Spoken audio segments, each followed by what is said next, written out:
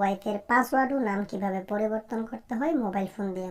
আমাদের মধ্য থেকে অনেকে জানে না কিভাবে ওয়াইফাই নাম ও পাসওয়ার্ড পরিবর্তন করতে হয় একটি নেটিশ রাউটারে।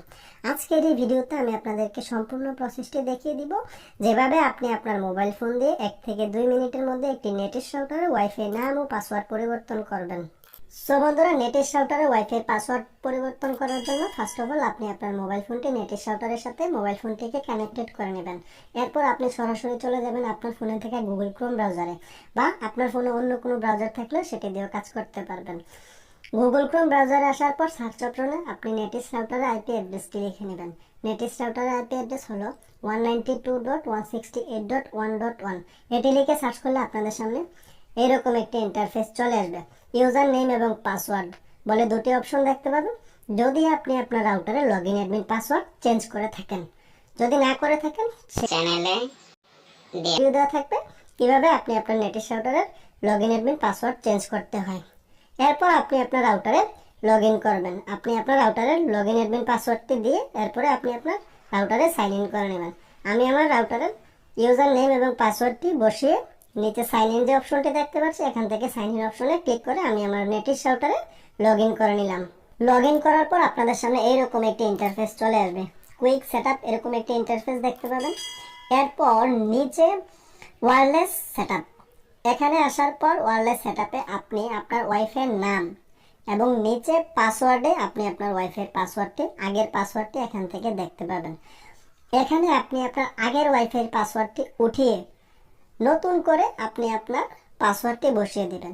এবং আপনি চাইলে 2.4 SSID, এটি হচ্ছে আপনার ওয়াইফাই নেম, চাইলে আপনি আপনার ওয়াইফাইয়ের নামটিও পরিবর্তন করে নিতে পারেন। আমি আমার শুধু ওয়াইফাইয়ের পাসওয়ার্ডটি পরিবর্তন করব, সেজন্য আমি আমার আগের ওয়াইফাইয়ের পাসওয়ার্ডটি উঠিয়ে নিচ্ছি।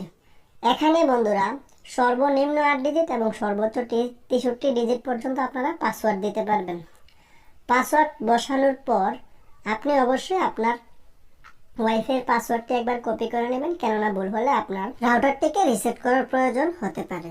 অবশ্যই আপনি আপনার ওয়াইফাইয়ের পাসওয়ার্ডটি নতুন দিয়ে কপি করে নেবেন। এরপর নিচে সেভ বলে একটি অপশন দেখতে পাবেন। সেভে ক্লিক করে দিলে 3 থেকে 4 সেকেন্ডের মধ্যে আপনার মোবাইল ফোনটি ওয়াইফাই থেকে ডিসকানেক্টেড হয়ে যাবে।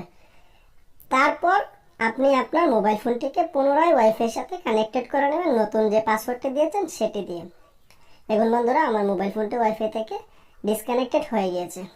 এখন আমি যে কাজটি করব, আমি আমার মোবাইল ফোনটিকে পুনরায় আমি আমার ওয়াইফাইয়ের নামটিতে ক্লিক করে আগের পাসওয়ার্ডটিকে প্রথমেই ফরগেট করে নেব।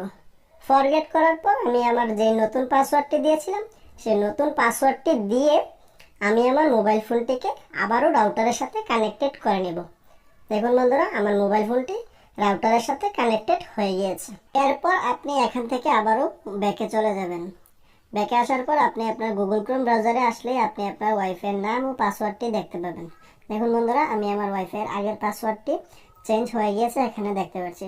আপনি যখন আপনার ওয়াইফাই পাসওয়ার্ডটি চেঞ্জ করবেন এবং আবারও যখন আপনি গুগল ক্রোমে আসবেন, সেখান থেকে আপনি আপনার ওয়াইফাই পাসওয়ার্ডটি দেখতে পাবেন চেঞ্জ হয়ে গিয়েছে।